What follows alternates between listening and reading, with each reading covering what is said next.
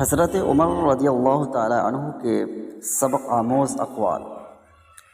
Number 1، اپنا محاسبہ خود کرو اس سے پہلے کہ تمہارا حساب لیا جائے۔ نمبر 2، خاموشی حکمت ہے مگر بہت کم لوگ اس پر عمل کرتے ہیں۔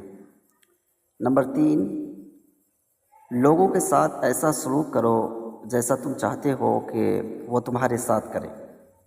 نمبر 4، گناہ چھوٹا ہو یا بڑا، اللہ کے نزدیک سب کا حساب ہے، اس لیے ہر گناہ سے بچو۔ نمبر 5، علم حاصل کرو کیونکہ علم بغیر عمل کے بے فائدہ ہے اور عمل بغیر علم کے گمراہی ہے۔